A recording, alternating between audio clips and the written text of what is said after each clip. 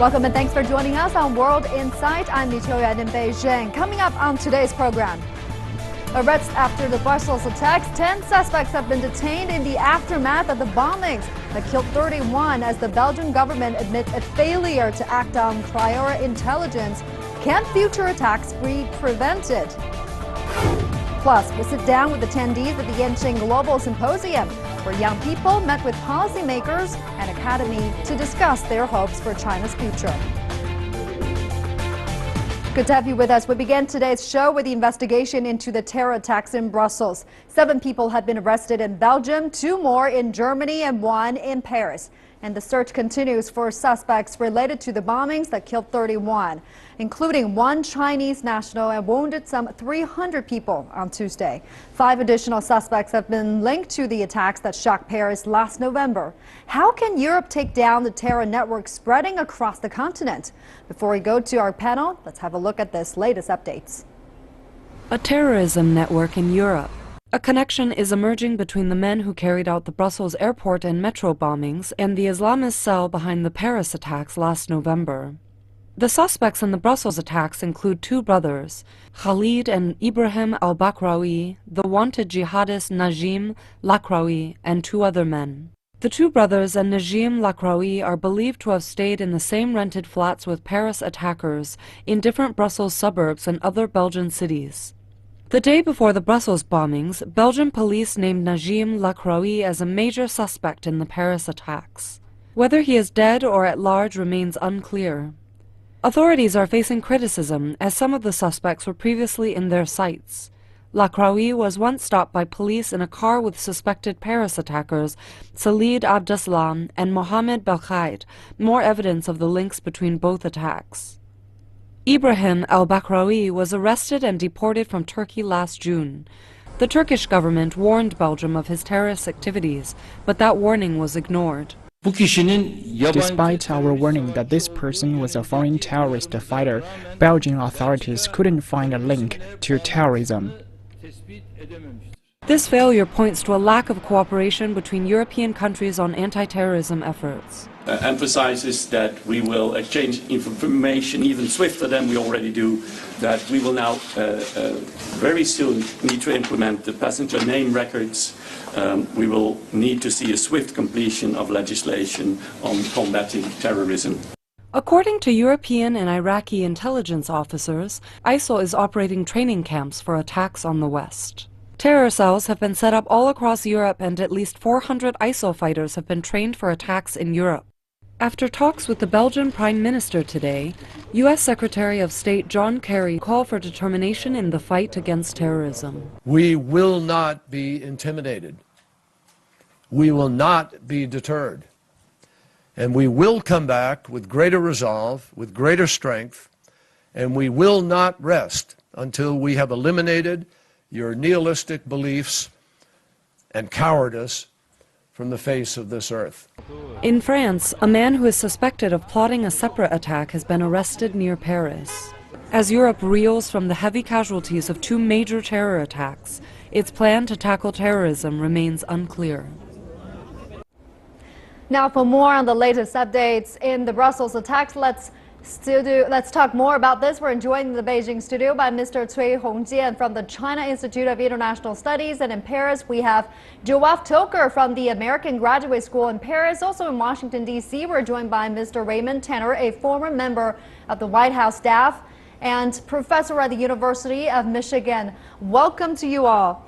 So the latest we've got this is that as raids continuing in Brussels, 10 more suspects have been arrested. Professor Toker, what kind of effects of that kind of information have on Belgian citizens, on German citizens, French citizens? Is that a source of relief, or is just another reminder of how serious the terror situation there in Europe?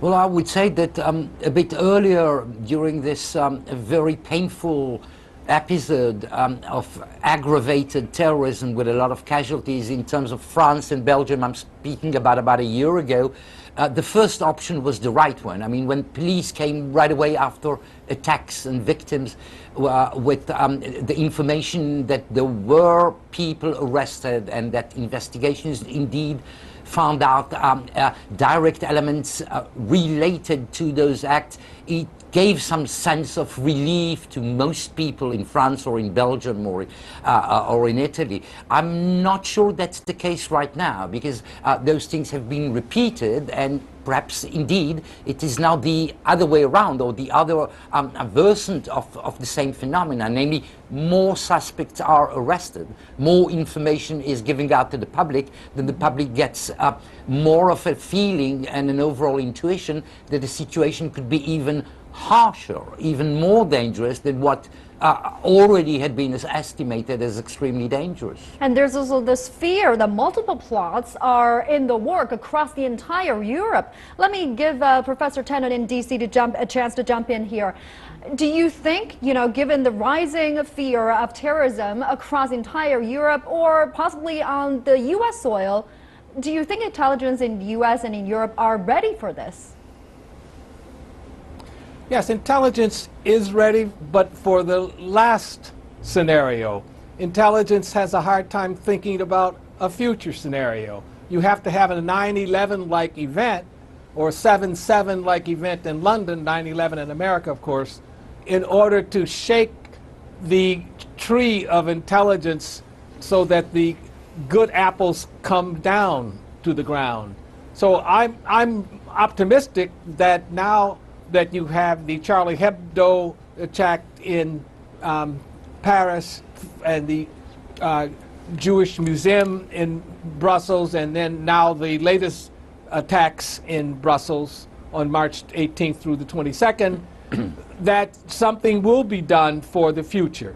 Mm-hmm. And Professor Cui, the European Police Interpol said that scale of the terror threat is much more extensive than they first fear. What will be, the possible targets? What country or which countries are at the most risk now for terror attacks? Yeah, as we know that now it looks like the terrorism or this terror attack itself, has a huge change, especially. And I think certainly now Europe and more European countries become the main target for this terrorism. Mm-hmm. Because as we know now, the problem for European country is there are so many small countries, and of course there is integration. But as we know, still there are so many other challenges, including refugee, migration, everything. Mm-hmm. So I think that for the terrorists now, European countries become a ideal target. Ideal target to be attacked, because as we understand that European countries, they are part of the we call the leading group in the Western countries. Mm-hmm. And also it's convenient, I think, for the terrorists to enter into Europe and to plan and to impose the terrorism attack. And also, as we understand, because of the public opinion, because of the media. So once there is an attack happen in Europe, there will be a global effect. So I think that's the reason why more and more there will be. Right. The reason I ask this is because after the Paris attack last November, security experts have been labeling danger zones in Europe, and they said jihadists returning from Syria most likely to conduct plot attacks in 5 Western European countries. There are Belgium, France, Germany, the UK, and the Netherlands. Yeah. And what happened here in Belgium is like seeing your worst fear come to life. Professor Toker, in Paris, do you still agree with that kind of assessment, that 5 countries still the most vulnerable targets in Europe? I wouldn't distinguish between those and some other West and Central European countries, but clearly the countries like France, like Britain, like Belgium, and like Italy are extremely exposed because of many reasons. Because of the participation of some of them participate in the direct war effort against ISIL on Syrian and Iraqi territories, because almost all of them have some kind of colonial heavy past which is exploited by ISIL and ISIL-affiliated voices for propaganda reasons. And because all that fits the overall strategy of ISIL, which beyond the ambition to hurt, to kill and to spread murder has a political, strategic, long-term objective, which is to divide other nations, to divide European nations around the fact that there are large Muslim populations in all these countries, in Britain, in France, in Belgium, in Italy, in Germany, and building up through ISIS rationale, of course, on division within the French nation, within the Belgian unity nation, within Great Britain's solid unity. This is the long-term hope and strategy of ISIL, and it all goes the same way, which designs these countries as indeed a favorable, so to speak, target. And speaking of strategy, let's talk about this iceberg theory of terrorist plots. Professor Tanner in D.C. Now, a U.S. counterterrorism expert, Clint Watts, previously wrote about this theory, saying that for every attacker, there's usually several others helping to facilitate a plot. And what we see is just the tip of the iceberg. Now, my question is, can there be a solution there to expose the rest of the iceberg in such cases? Well, I think Professor Watt is correct. If there is a cell that has been implanted, there are going to be follow-up arrests, and you're going to have maybe 30 or 40 people involved in this support group helping the person who launched the attack.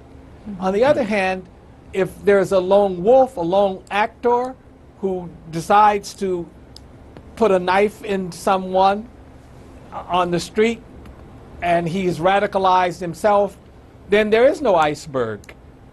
In the Charlie Hebdo and Jewish Museum and the attacks over March 18th through the 22nd, you had a situation where there were cells, and so the iceberg idea was vindicated. So I think you have to look at the context of what has happened before you can make an analysis of it. And in the Brussels case, Belgium has been criticized for failing to prevent Tuesday attacks, intelligence lapses, bungled operations, both failures in security and in intelligence. What can we learn from that, Professor Toker? Well, we unfortunately can learn some unpleasant things. Just on my way to the studio about half an hour ago, I ran into a new investigation which the most prestigious French newspaper, Le Monde, published this afternoon here in Europe, which accuses Belgian police and Belgian special services with a whole long list of failures, of misinterpretations, of confusion, of naivety. Okay, so we've heard those kind of accusations before by outlets of the press as well as by politicians. Well, do you think that kind of accusations are justifiable? Well, they certainly are if you look closely at several details of the investigation, but it's so much easier to take sort of an a priori posteriori look at things and just put, sort of an accusing finger directed at those who are responsible. This is the dream, if I may say so, of all European specialists in terms of intelligence security, to have some kind of, how should I say, a European FBI. We'll have one unit which would regroup the efforts and the data of what is happening all over 28 European Union members and beyond it in the continent. I don't know whether my American colleague on the other side of the Atlantic Ocean would admit that indeed the FBI in the United States is much more efficient than the European services. That may be in debate on that. Right. But anyway, this is not the present situation. Right, Professor Tanner, you have something to say? Yes, it would be good if there were a European Federal Bureau of Investigation, but Europe is not one country. The United States FBI is part of the United States. And how can you imagine having a European Federal Bureau of Investigation? It's even difficult to coordinate within Belgium. Belgium is a country where the federal police don't really communicate with the local police. And France has its own problems in that respect as well. So, and by the way, it's also after the fact. After the fact, it's very easy to criticize intelligence services, but it's very difficult to anticipate what's going to happen on the next time around. Professor Tanner, you want to respond to that? The criticism on, you know, the information sharing among governments? Part of these things is being said publicly. A lot of it is not said publicly and related by press sources, which also have their sort of small rivalities. It is clear and sure, without a close look at every single detail which is part of those investigations, there are large lacunes and there are still large gaps between satisfactory efficiency of these services, let them be in France, in Belgium, in Italy, or in Britain, and what should have been the situation facing this type of challenge. And I'll add that on top of what we have been accustomed, so to speak, more or less over the last 2 years on European soil in terms of terrorist attacks in urban environments, there are new rumors or sources of information which indicate that ISIL terrorists on European grounds and elsewhere are looking for new types of targets. For example, nuclear plants. And indeed, there are some solid elements of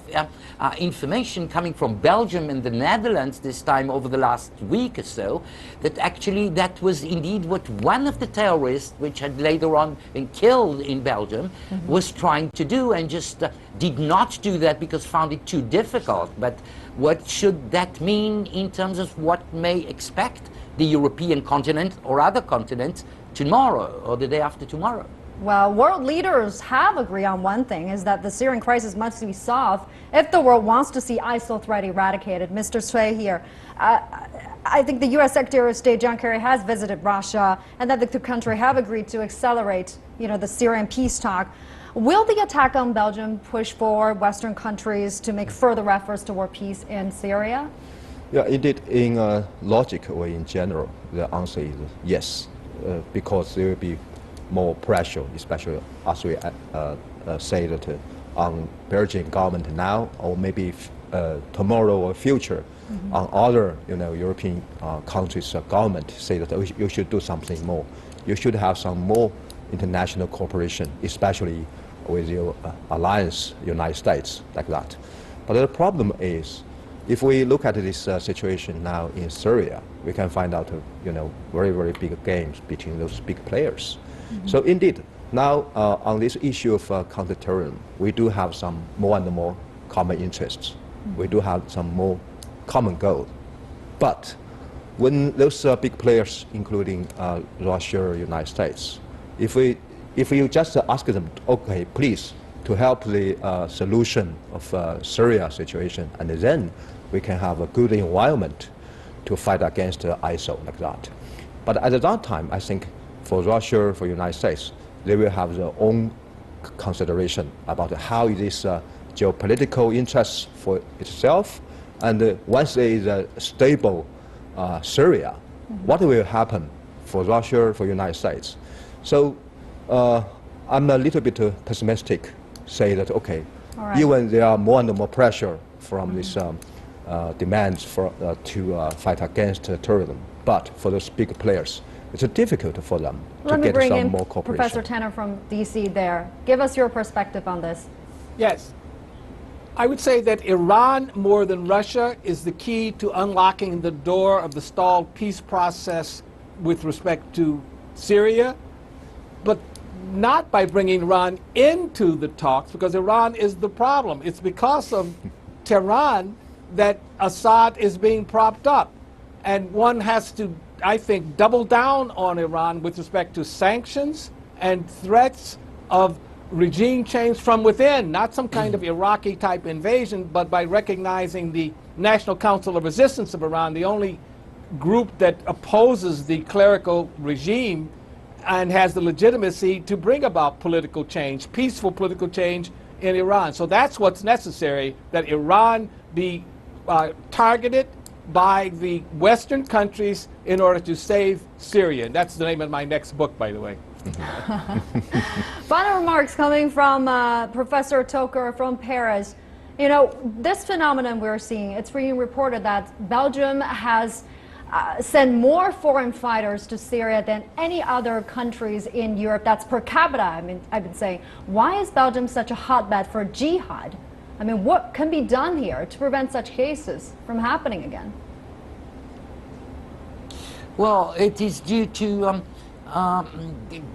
some past chapters in Belgium history, and in a background sort of profound way, which makes it Belgium has a very large Muslim affiliated population, and proportionally speaking is #1 in the continent, which is, by the way, to a large extent the case in the largest Muslim affiliated population amongst all European countries, and also unfortunately has very large number of French citizens, of French residents who have done the trip to Syria and Iraq and have been trained and are on the way back perhaps to Europe to commit either suicidal or terrorist acts in Europe.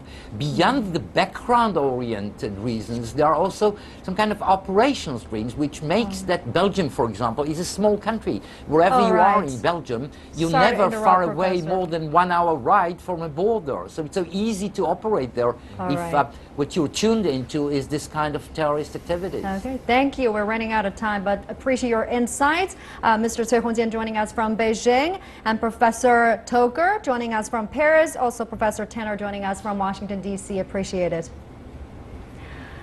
Now turning to other news, how did 3 extremists loaded down with explosive manage to breach Belgian airport security and carry out suicide attacks inside the terminal? That's what security analysts are asking in the aftermath of Tuesday's carnage. With ISIL threatening more attacks, analysts are suggesting European airport authorities adapt an Israel approach to safeguard travelers.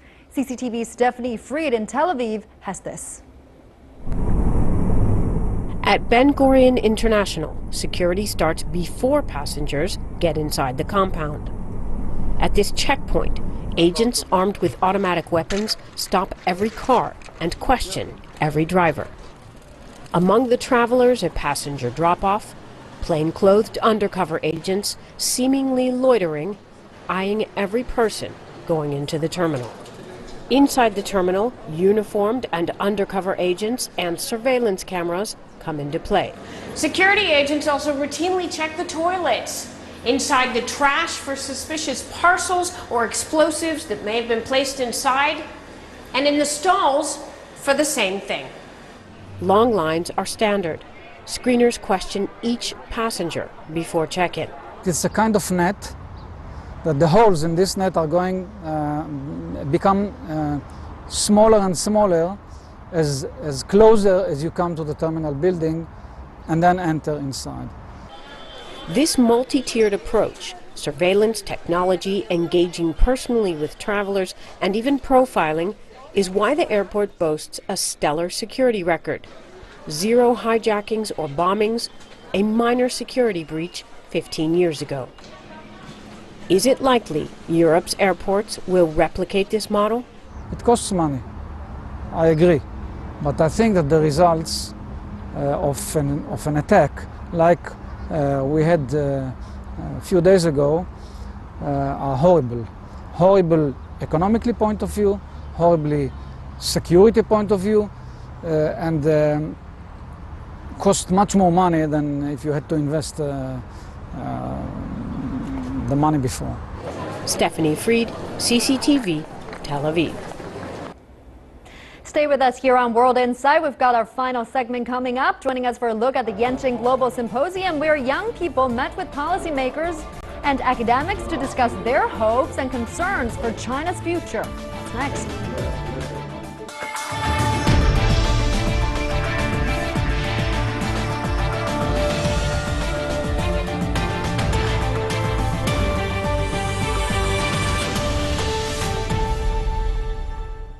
Welcome back. As China's position has risen in the world, international curiosity about the country has grown ever stronger. But the truth is, most people around the world know very little about China. Well, Yenching Academy at China's Peking University is trying to change that, especially among young people. Yenching Global Symposium, which is currently happening in Beijing, is their flagship event. Earlier, I sat down with some of these students at the academy to hear their experiences learning about China. They're young scholars from top universities all over the world. Gathered now at China's top university, they share a passion for studying the ancient nation. They're the first students of a specially designed program at the newly founded Yenching Academy, where they're learning about the past, present, and future of China's transformation. Politics, economy, culture, history. Their courses cover many aspects of China, while field studies and salons are providing them with a vivid understanding of Chinese culture. I got a chance to watch them present reports on China's social transformation and then sat down with a few of them to discuss their reasons for choosing this special program. I'm also coming from, let's say, a developing country, so I really want to learn more about this country, China, and its development experience. I felt like having studied international relations and being engaged in the big issues of our time, I felt like China had a really important role to play. In order to facilitate a discussion on China's role in the world, the students organize a global symposium where prominent young scholars worldwide were invited to share their insights on China's global impact and the world's influence on China. 3 delegates shared their views with me. Okay, let's start with the symposium first. China meets the world and let the world come to China. That's how you describe the symposium. And Kyle and Duanling, I know you guys are the organizers and also students at Yenching Academy. What were your expectations, Kyle? Well, my expectation is that we would have 50 great students from Beida, 50 great students from around the world, all come to meet 96 Yenching scholars and have a 3-4 day conversation facilitated by really interesting guest speakers. And Darlene? I think my expectation is that, it's just like young students or young people from all over the world coming together to the Yenching Global Symposium, to learn, to come together and to have fun. So it's like probably at Sunday evening when they look back on the past few days, they can feel, well, this is a very worthwhile experience. And Danya, what attracted you to the symposium? So I knew that I wanted to learn more about China and experience China, and I haven't been able to travel because of financial limitations, but also there wasn't really a reason for me to be able to come besides tourism. And so when I saw the symposium, I've been identified as a young entrepreneur before, and so this was, the perfect opportunity for me to experience China, but then also bring the work that I'm doing for youth and women to this country and see, what the future looks like for us all. And much of the discussion about this forum revolves around the question, the global impact of China, the economy, the policy, and the politics, and the influence that the world has on China. I mean, that's a broad topic. And you guys come from different backgrounds, a foreign student who's studying in China and a Chinese student who once studied overseas, and a specialist, delegates who got invited to this symposium. What were your understanding about that topic? Kyle? I think it's extremely complicated, and as we're seeing already in this conference, every single person has a different opinion of it, whether that be 2 different Chinese people might look at it differently or 2 different Americans, and most certainly someone from France and someone, say, from Japan might also have a totally different perspective on this. I personally come at it from the fact that as an undergraduate, I studied Qing Dynasty foreign relations, and so I'm interested in taking a much bigger historical view of how China has interacted with the world over the past few centuries and where we see that going in the next 30, 40 years. What do you think about this dialogue between young students and established scholars and policymakers and leaders, which is being encouraged by this symposium? Well, as someone whose primary work is to empower youth, I think it's incredibly important because we're not only the future, we're the present. So if we're not included in these conversations and we're not offering our own contributions, then it's really a one-sided dialogue, and we can't really create progress that way. We have to include all parties, and that especially includes youth, and this is why I wanted to be at the symposium. Let's also talk about the Yenching Academy here. I understand the Academy's mission is to provide this opportunity to imbibe Chinese perspective and international perspective and together cultivate this mutual understanding for global students. Now, do you think the world has a good understanding about China now? Well, as someone who didn't specialize in China, and I took one course in college, I didn't really know what to expect. You know that a lot of your goods are made in China, and sometimes you have this idea of rural China and incredibly poor, but coming into the Beijing International Airport and seeing some of the city, I was incredibly surprised. And I really tried to come in here with a blank mind, but I was still surprised at how, how nice and modern everything is, and it's such a big international city. Has the new experience here at Yenching University, Yenching Academy, I should say, reshaped some of your understanding before? I had lived here for a few years before coming to Yenching, and I had grown up in Taipei. But what it did was it really reinforced for me. What Yenching has done is really reinforced and reminded me a lot of the really great and exciting things that are happening in China, especially when you start talking to a lot of the young people, especially at a school like Peking University. And in terms of whether or not the world has a good understanding of China, I won't speak to the world, but I can speak somewhat to the United States and say that the world definitely has just like any country, has a limited understanding of China and everything that happens here. And so communicating that is always a big challenge because China is a big place with a lot of people and a lot of contradictions, just like you were talking about. You know, maybe a village in the countryside looks one way, the international terminal in the airport here looks another way. Maybe one person has this sort of outlook towards the world and towards China's progress, and another person might have a different outlook. And obviously then you add in the historical baggage of all this history that China has and where it's coming from and where it wants to go, and it's a complicated idea to talk about and to convey. And Yenching is a great way for China to start that dialogue with young Chinese people and young foreign students from around the world. And what are some of the topics, that theme, that's most meaningful to you guys and you want to do extensive research on while you are here? So I've been in China for like more than 20 years.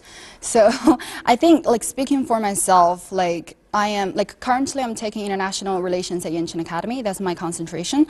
So I think in the future I would like to explore more similar topics in this regard, to see how China establishes international relations strategies with other countries. And also I'm quite interested in the media and also the international communications, by the Chinese government. So I hope that I can, do more research in the future if possible. Yep. I also understand during your stay here in China, you got a chance to dig into Chinese culture and history. You got the chance to travel to a lot of places, and you study calligraphy, you study poetry, archaeology. From a cultural perspective, what impresses you the most? Well, the thing that I like the most, and this is very personal because I studied history as an undergraduate, is old things. And China has a lot of old things. So my favorite site that I've ever been to in China is in Dunhuang. You drive like an hour and a half out into the Gobi Desert, and the Han Dynasty Great Wall with the little storage depot that's still left over there, that's been there for about 2,000 years, is one of the most amazing things I've ever seen in my life. And to be able to walk all the way along that wall in the middle of the desert and just think about this empire that existed so long ago, I just get excited every time. And certainly when Yenching went together to Xi'an, we saw many different tomb complexes, obviously the terracotta warriors, and that was also an amazing experience. So that's the thing that I like the most about traveling in China. Yeah, I definitely agree with Kyle in that point. But I think as someone, as a Chinese citizen, and I've been living here for so many years, and I think what Yenching strikes me most is the very different atmosphere, from other programs that you wouldn't see.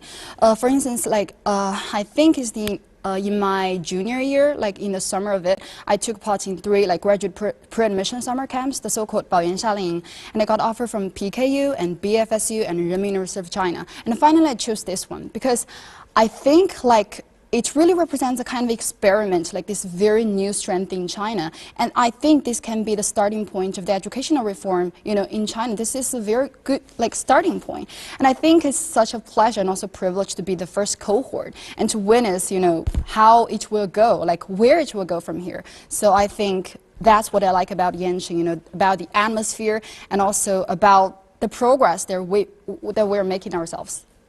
And you haven't studied here, but you are also here as a delegate. How's that people-to-people exchange, play into the whole picture here? I mean, it's amazing. You have people from all over the world. You have people who are studying, different things, but then you have people who are, Truman Scholars and Rhodes Scholars. So you're literally meeting with the top innovators and entrepreneurs and scholars from all over the world in one place, and a place that I've never been to, So it's amazing because it's a new context, but it's also a new group that I've never interacted before with. And I think the symposium is amazing in its scale because, you're funding and you're flying out people from all over the world, people who might have not been able to come here without that. And so you're offering an opportunity that not many symposiums do, which is an amazing thing within itself. Okay, now final remarks from all of you. What do you guys plan to do in the future to get a better understanding of the country and perhaps, given others around you a better understanding of China? For me, I'm thinking about to make China's voice heard. I think it would be a good idea for us Chinese citizens, Chinese students to go, to other countries and to show them who Chinese people are. So that's why I'm considering studying further abroad. But yeah, I might also look for a job because I think it's also important to get some hands-on experience from our work life. So yeah, I think this semester is very important to me, and I'll make the final decision, in this semester. Okay. I'm personally excited about entrepreneurship in China and or working in China in the future. And in terms of making, communicating things about China back home, I think it's mainly through writing and sharing those ideas through writing with people in the United States and around the world. So writing. And Raya? And I think for me, I'm actually considering applying to the Yenching Academy because it's so amazing. The scholars are so amazing. And, I do work with the UN right now, and so I would love to see how my experience in China would influence my work with the UN in the future. All right. Thank you very much for your guys' time. Well, thanks for coming. Let's now continue our show in Hong Kong, which along with Basel in Switzerland and Miami Beach in the United States, is one of the 3 venues hosting this year's Art Basel Art Fair. Well, the Hong Kong version has given Asian artists in particular an international platform for their work, while collectors get the best of East and West. Our reporter Li Jiejun takes us around.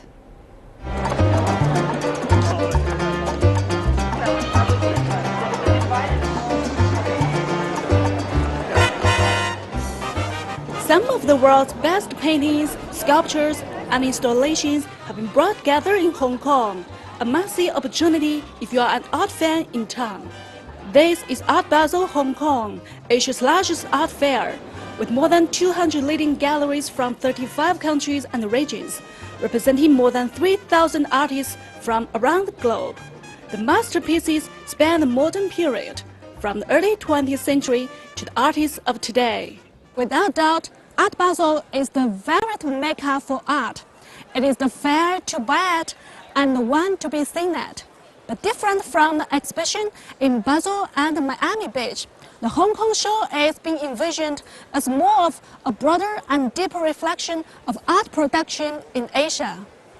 Chinese artist Stella Zhang has a solo exhibition at Art Basel for the first time. Part sculptural paintings and part installation, her zero viewpoint reflects on cultural attitudes towards sexuality and women. She says she's delighted to see Asian art on view to an international audience. Asian artists and the whole art station is very, very exciting. So it's so many good artists, it's good art piece work. They influence each other is a lot. So I feel it's very lucky, and yeah, it's a good exchange with other. 50% of the galleries exhibiting are from Asia, and they are embracing this opportunity to engage with the rest of the world. Asian involvement with international art has been evolving and growing. So 25, 30 years ago, very few people would have known of any Asian artists. But because Asia has grown, their artists are then part of that world and become known. Though the show opens amid a challenging global economic environment, it's still expected to draw more than 60,000 collectors and visitors, matching last year. It's as energetic and varied and exciting as it has been in other years. I'm a new collector from Taiwan. I came here for the show. It's a good chance to look for my favorite type of work among so many great pieces. Unlike most fairs in Europe and the US, which are Western-centric, the exhibitor list for Art Basel Hong Kong is more balanced, meaning collectors get the best of both worlds. Li Jiejun, CCTV, Hong Kong. And that's all we have for today. If you'd like to see more, you can visit our website. Just type World Insight CCTV News into your search engine or check out our YouTube channel if you live outside China. From me and everyone here at the World Insight team, thanks for watching and tune in again next time for more insights from across China and around the world.